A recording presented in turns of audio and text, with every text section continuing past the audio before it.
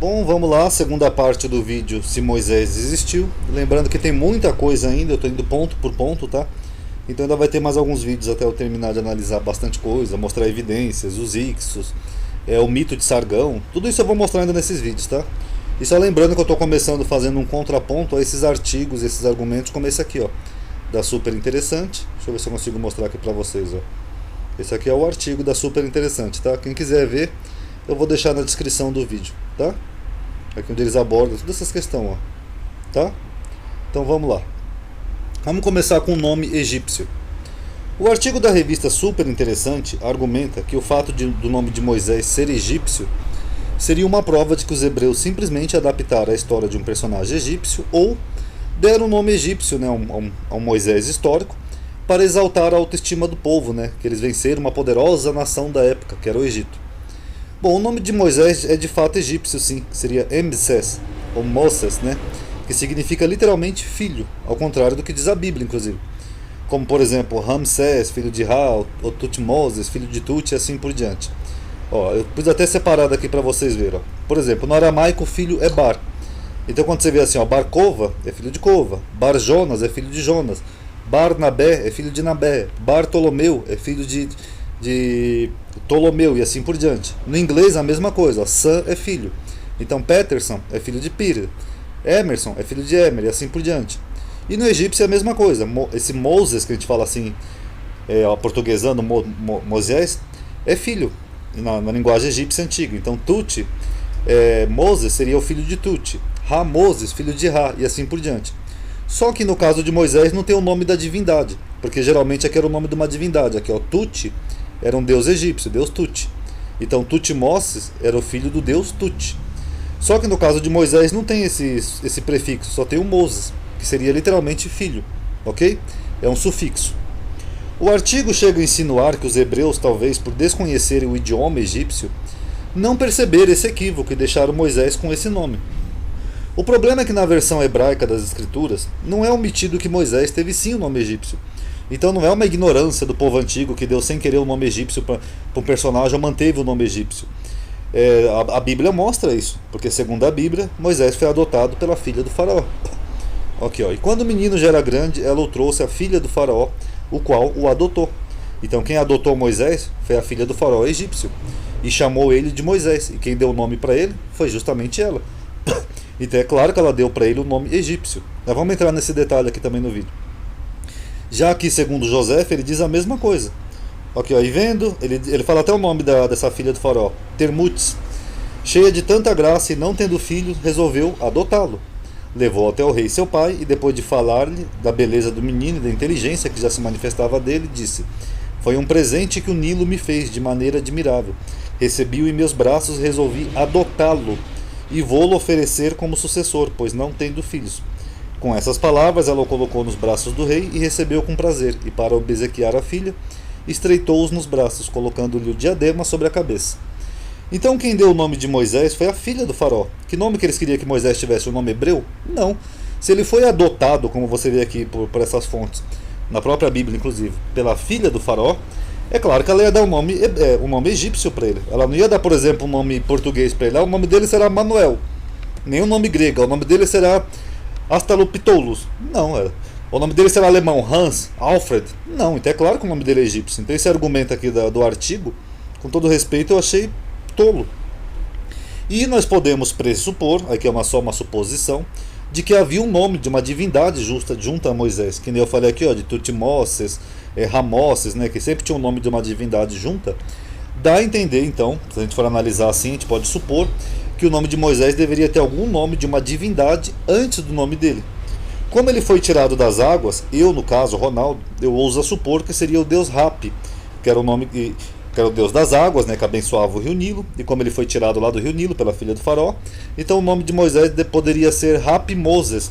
E aí depois que ele descobriu que era hebreu, que ele matou um egípcio, aquela saga toda, ele pode ter tirado o nome da divindade, porque os hebreus não cultuam outros deuses. Aí ele falou, não, então eu vou seguir só os deuses dos meus pais. Aí ele pode ter tirado esse sufixo aqui do nome, lembrando que aqui é só uma hipótese minha, tá?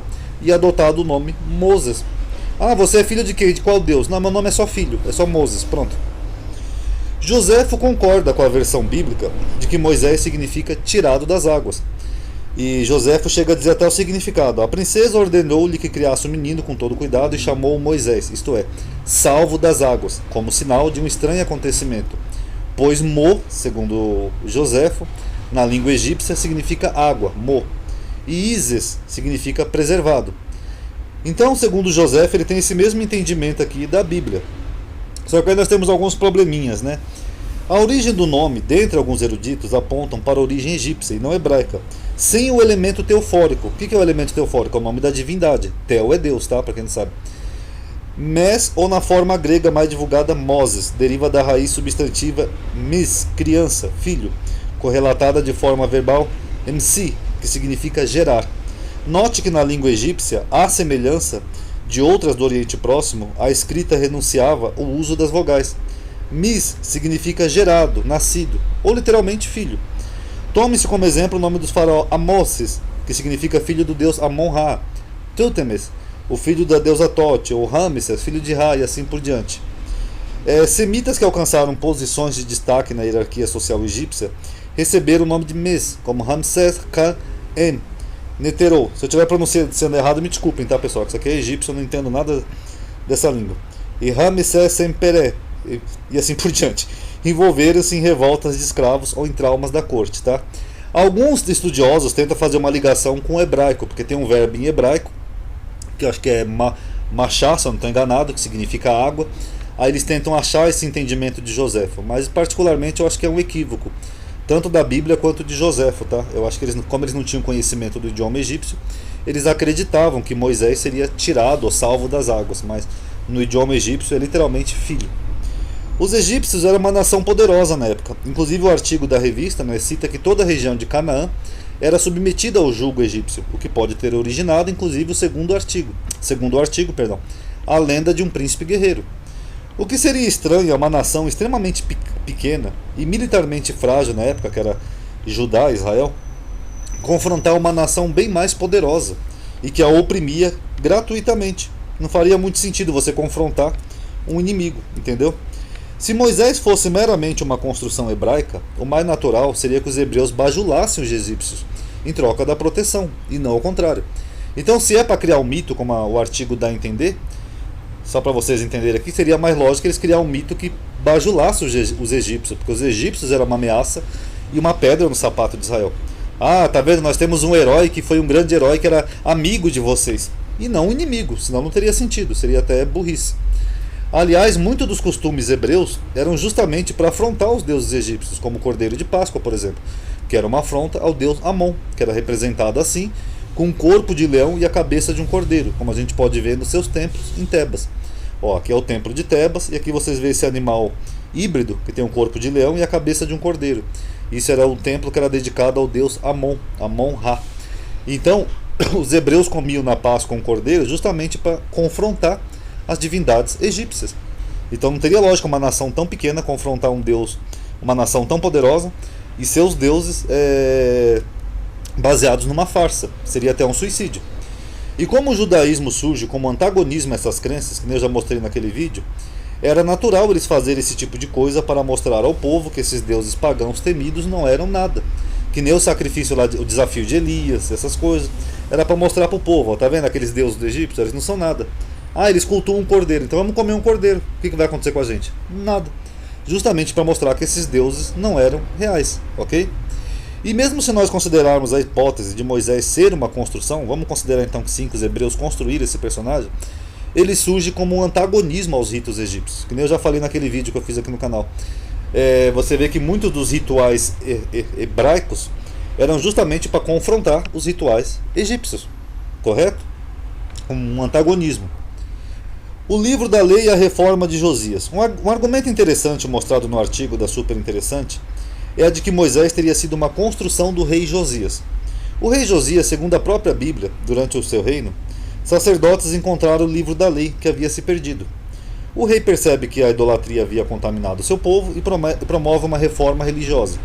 Ele manda destruir as imagens, inclusive que haviam no templo sagrado, e os postes ídolos. Ele faz uma leitura do livro da lei e faz com que todo o povo se volte ao monoteísmo. Todo mundo conhece essa história, né? Inclusive, segundo o artigo e alguns acadêmicos, é quase um consenso, Esse livro que foi encontrado seria o livro de Deuteronômio, que nós temos hoje na Bíblia. Provavelmente o único livro realmente escrito por Moisés. Isso também tem um consenso de muitos estudiosos, entendem assim, tá? Mas nós vamos falar mais sobre isso mais para frente, tá? Segundo o artigo, ele levanta a hipótese do próprio rei Josias, junto com alguns escribas, ter escrito esse livro. Ele argumenta que Judá já era um reino dividido e que o rei queria fazer uma unidade nacional a fim de se proteger contra nações inimigas. É isso que ele argumenta aqui nesse artigo aqui, ó, que eu mostrei aqui para vocês. Ó. Quem quiser ler, leia, tá? Tá aí na super interessante. Eu vou tentar deixar na descrição do vídeo, tá? Não tá aparecendo o título aqui, acho que é porque não carregou por causa da conexão. A história do rei Josias é narrada em 2 livros paralelos, no livro de Reis e Crônicas, tá? E tem menções também nos livros dos profetas, que eu esqueci de falar aqui. Então, que nem você pode ver aqui, ó. Aqui você vê, por exemplo, a história do rei Josias, ó. Então disse o sumo sacerdote Ilquias ao escrivão Safã: achei o livro da lei na casa do Senhor. E Ilquias deu o livro a Safã e ele o leu, tá? Então aqui começa mais ou menos a narrativa de Josias, a narrativa histórica. Só que Josias não foi o primeiro rei de Judá.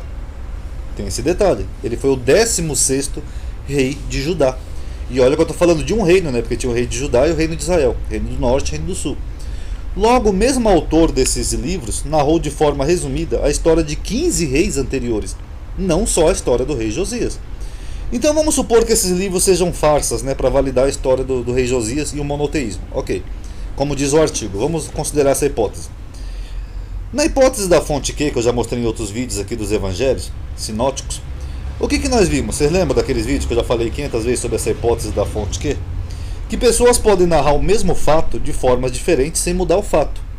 Já 2 pessoas narrando o fato exatamente da mesma forma seria humanamente impossível. Então tem que ter uma variação, estilo literário, essas coisas. Logo, os sinóticos eles têm esse problema, porque parecem um copiado letra por letra do outro, a variação deles é mínima. Inclusive você pode ver que tanto Mateus quanto Lucas parece que eles usaram Marcos como base, porque até o estilo literário é o mesmo. Aqui, ó, tá vendo? Esses são os evangelhos sinóticos. Já nos livros históricos da Bíblia, que narram basicamente o mesmo período, nós não encontramos esse paralelo exato, como nos sinóticos, e diferenças substanciais com os demais livros da Bíblia. Vamos começar aqui com o estilo narrativo, essa passagem que eu li ali em cima do livro da lei. Olha o estilo literário de Reis e Crônicas. Não é o mesmo que nem os sinóticos, que você vê aqui que só é como se tivesse um copiando do outro, letra por letra, só mudando. Você vê uma mudança de estilo. Olha como é que começa a narrativa.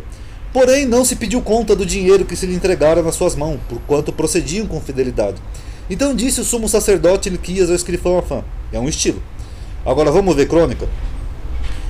E tirando eles o dinheiro de que se tinha trazido da casa do Senhor, Ilquias, o sacerdote, achou o livro da lei do Senhor dada pela mão de Moisés, e Ilquias disse a Safã.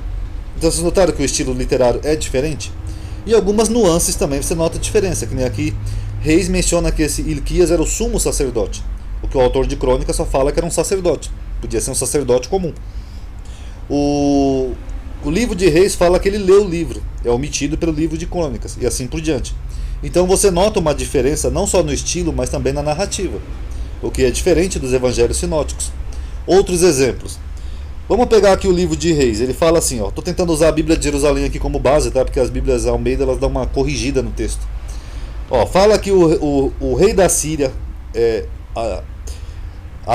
Tartã e Raab-Sares e Rabizaque de Laques enviaram para o rei Ezequias um grande exército. Só que quando você vai no livro do profeta Isaías, que é anterior ao livro de Reis, o rei da Síria só enviou um copeiro mor. Eu sei que na Ferreira de Almeida vai estar diferente, mas é basicamente isso. Então vocês notaram? Tem essas variações nos livros históricos da Bíblia. Outro exemplo. Aqui você pega o livro de Samuel. Fala que o rei Davi tomou 1000 carros e 700 cavaleiros. Quando você vai no livro de Crônicas, já são 7.000 cavaleiros. Então você nota algumas mudanças bem bruscas até. Tanto que, por exemplo, em Samuel fala que foi Deus que fez Davi fazer o censo. Em Crônicas foi o diabo, e assim por diante. Deixa eu ver se tem mais alguns exemplos. Tem aqui, Esdra e Neemias, também livros históricos. Aqui fala que os filhos de Zatu eram 945. Você vai em Neemias, não, era 845. E aí, como é que fica? Então essas pequenas diferenças mostram claramente que eram livros escritos de memória, conforme eles iam se lembrando, um povo que muitas vezes estava oprimido ou no cativeiro, cada livro tem uma época, enfim. E não tendo um ou outro como base, que nem você vê nos sinóticos. Então eles eram livros independentes. Não eram livros que eram um copiado do outro, como nos exemplos da fonte Q. Então seria muito forçoso, com todo respeito, acreditar que toda essa parte histórica tenha sido forjada no período do rei Josias. Porque a gente nota essas diferenças, que eram pessoas ali forçando a memória para escrever o que elas se lembravam.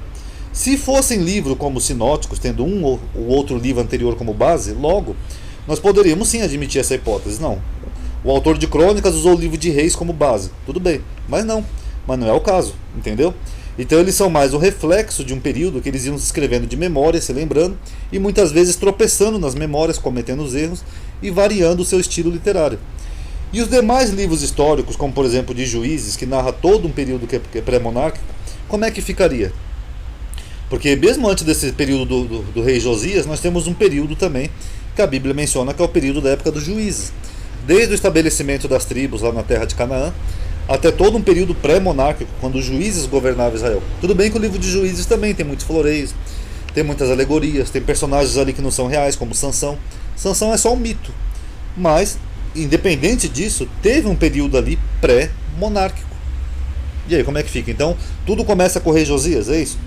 Esses escritos começam na Babilônia, como muitas pessoas inclusive acreditam até hoje, estão defendendo essa tese. E toda essa parte pré-babilônica e pré-monarca? Isaías, por exemplo, é antes da Babilônia. E aí, como é que fica? Ah não, amadinho, eles escreveram Isaías depois e disseram que foi antes. Tá. Então por que se eles fizeram uma farsa, por que eles fizeram essas diferenças aqui, ó, na narrativa do fato? Não é uma farsa? Então fica aí para reflexão. Tem mais coisas ainda para mostrar, depois nós vamos continuar aqui num próximo vídeo, tá? Paz a todos.